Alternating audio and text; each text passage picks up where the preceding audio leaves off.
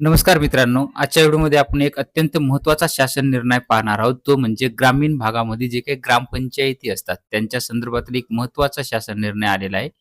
पाहू शकताय तुम्ही की ग्रामपंचायतीला जनसुविधांसाठी विशेष अनुदान या योजनेअंतर्गत आता वाढीव निधी जे काही असेल ते मंजूर करण्याबाबतचा हा जी-आर आहे. पाहू शकताय तारीख तुम्ही 20 जुलै 2026 रोजी म्हणजे आजचा हा जी-आर आहे.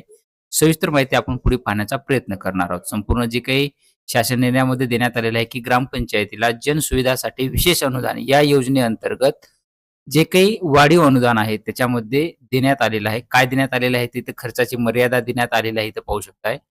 आणि इथं पाहू शकताय, की 1 नंबरला जर पाहिलं तर गावामध्ये सार्वजनिक दिवाबत्तीची सोय करणे.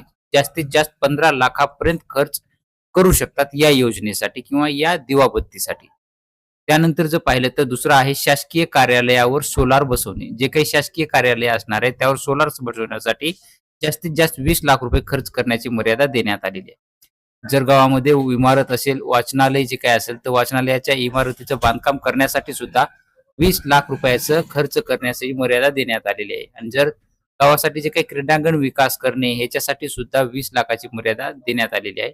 आणि गावाच्या हद्दीत असलेले जे काही शासकीय जागेचे सौंदर्यीकरण म्हणजे शासकीय जागा असतील तर त्याचं सौंदर्यीकरण करणे याच्यासाठी सुद्धा 15 लाखाची इतकी मर्यादा देण्यात आलेली आहे.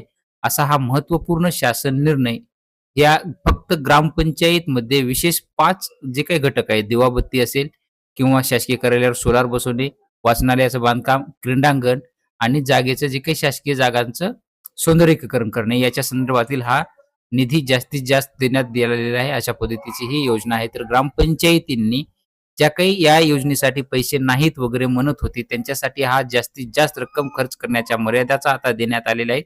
तरी सर्व ग्रामपंचायतनी या योजनेचा लाभ घेऊन आपलं गाव समृद्ध करावं आणि असंच अशा पद्धतीचे फंड घेऊन गावाचा विकास करण्यावर लक्ष देणं हे अत्यंत गरजेचं आहे. अशा पद्धतीचा हा जी-आर आहे.